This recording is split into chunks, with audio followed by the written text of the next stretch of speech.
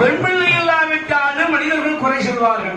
குறை சொல்வார்களவா? மொத்தத்தில் குறை சொல்லுகின்ற உள்ளம் எப்போதும் குறை சொல்லிக் கொண்டுதான் இருக்கும். இருந்தாலும் குற்றம் என்பார், இல்லை என்றாலும் குற்றம் என்பார்.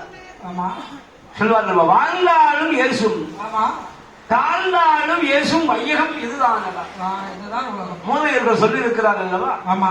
அதனால் பிள்ளை இல்லாத போது மன்னனுக்கு பிள்ளை இல்லை என்னும் மனவாடி ஏங்கி புலம்புகிறார். ஆமா, அழுது புலம்புகிறாள். அப்போது அம்பலராஜ மன்னன் நினைத்துக் கொண்டு இந்த நாட்டில் அவர் ஆண்டவனை எண்ணி சரி அருந்தவம் இருக்க வேண்டும். ஆமா, வேண்டும் அல்லவா என்று எண்ணி மனமதிலே அழகாக உள்ளத்திலே எண்ணிக்கொண்டு எண்ணிக்கொண்டு உள்ளன்போடு சரி பக்தியோடு பக்தியோடு அந்த ஆண்டவன் சிவனாக எண்ணிக்கொண்டு அம்பலிராஜ மன்னன் அவனுடைய நாட்டிலே தவம் இருக்கிறான். ஆமா, எப்படி இருக்கிறான்? சும்மா தவம் இருக்கிறானா?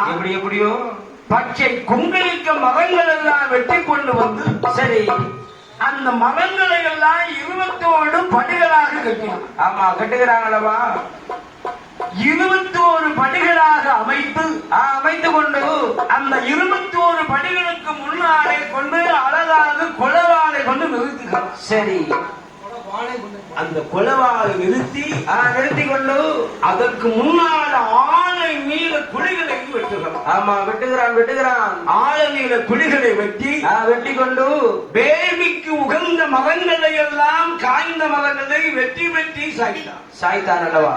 வெட்டி சாய்த்து அந்த வேள்விகளை அக்கினி தீபத்தை ஏற்றி கொண்டு அதில் குணங்குணமாக நெய்களை வார்த்தான் அல்லவா?